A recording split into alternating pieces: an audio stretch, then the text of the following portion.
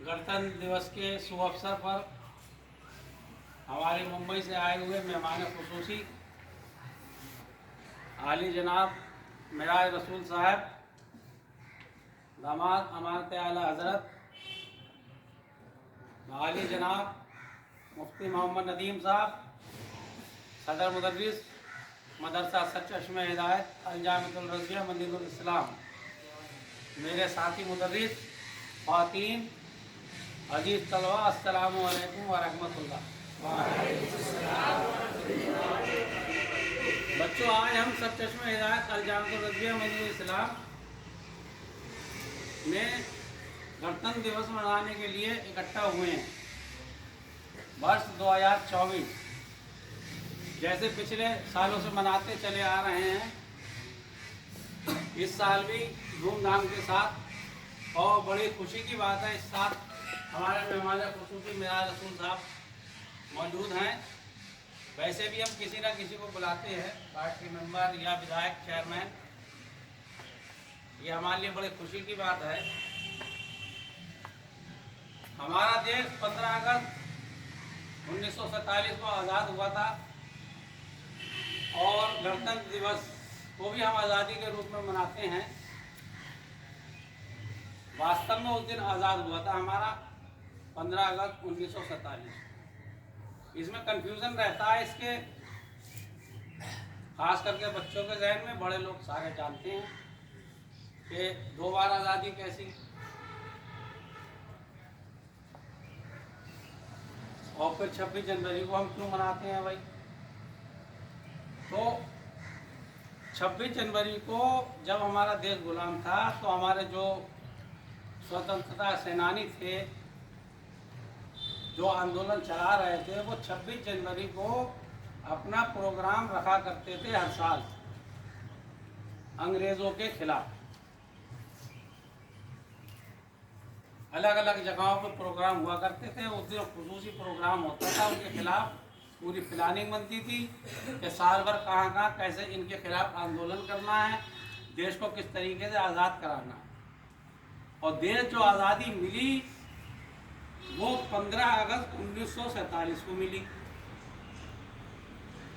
देश उस दिन आज़ाद हुआ, मगर जब देश आज़ाद हुआ उसके बावजूद भी हम लोग ज़हनी तौर पे उनके गुलाम रहे, क्योंकि उन्हीं के बनाए हुए कानून देश के अंदर चल रहे थे। हमारा कानून देश की तरफ से कुछ नहीं था।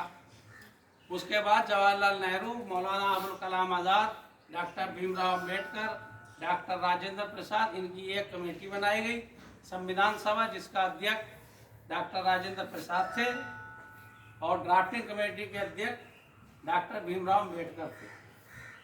उनकी देखरेख में कानून बना। 24 अक्टूबर को कानून बनकर तैयार हुआ। 24 अक्टूबर को संविधान दिवस के रूप में मनाते हैं हम लोग, और इसको 26 जनवरी को लागू करा गया। 26 जनवरी 1950 से हमारा देश पूरी तरीके से आज़ाद हो गया। हमारे बनाए हुए कानूनों के हिसाब से चलने लगा। जो कानून आज चल रहा है, इसमें कई देशों के कानून भी लिए गए थे। इस हिसाब से हम इस दिन ज़हनी तौर पे आज़ाद हुए थे, इसलिए से आज़ादी का दिन भी कहते हैं, स्वतंत्र दिवस के रूप में भी मनाते हैं। और वास्तविक दिन जो है स्वतंत्र दिवस का, वो 15 अगस्त 1947 है, मगर ज़हनी तौर पे हम आज़ाद हुए थे, इसलिए इसको भी आज़ादी के रूप में मनाते हैं। 26 जनवरी 2024 जो है, जिसके लिए हम लोग आज लोग इकट्ठा हुए हैं। किस तरह से देश गुलाम हुआ, आज़ाद हुआ, उसके बारे में विस्तार से आप लोगों को मुफ्ती साहब भी बताएंगे। तो हम लोग देश में आए हैं, तो देश के लिए हमें कुछ करना है। अब आप लोगों में से कोई राष्ट्रपति बनेगा, कोई प्रधानमंत्री बनेगा, कोई डीएम होगा, कोई बड़ा मौलाना बनेगा साहब। जैसे मौलाना फजल खैराबादी थे, मौलाना किफायतुल्लाह काफ़ी मुरादाबाद के, इनका बड़ा अहम रोल रहा है आज़ादी में। और जो 1957 की क्रांति थी, वो मौलानाओं के नाम से जानी जाती है। मौलानाओं ने बहुत बड़ा योगदान दिया, बगैर उनके देश आज़ाद नहीं हो सकता। और बाकी जितने भी लोग थे, हिंदू मुस्लिम, सब ने मिलके अपना योगदान दिया है। हमें अपनी तालीम के साथ साथ अपना घर भी देखना है और अपना देश भी देखना है। जैसे अपने हजरत थे, हजरत का नाम अब क़यामत तक चलता रहेगा। कारण उन्होंने अपने लिए अपनी ज़िंदगी तो जी, साथ में देश के लिए भी करके गए। ये इदारा बनाया, हम भी चले जाएंगे, आप भी चले जाओगे। ये नाम है कि मस्जिद हिदायत रसूल, ये नाम जब तक दुनिया रहेगी चलता रहेगा, इदारा चलता रहेगा। और ये करोड़ों रुपए की प्रॉपर्टी उन्होंने देश का नाम कर दी। तो हमें भी आगे चल के, अब आप लोग पढ़ रहे हो तो इस बात का ध्यान, देश के लिए हम क्या कर सकते हैं, तभी जिंदगी के मायने। अपने लिए तो जीता ही है आदमी। क्या हजरत ने खाना नहीं खाया या पानी नहीं पिया? ये चीज़ों का इस्तेमाल हम करते हैं जो हमें कुदरत दे रही है। पानी फ्री में है, इस्तेमाल कर रहे हैं हम, मगर इसका कर्ज भी उतारना है। जिस देश में रह रहा है उसका कर्ज अदा करना है, वो है देशभक्ति। ये नहीं हमने खाया। बहुत से लोग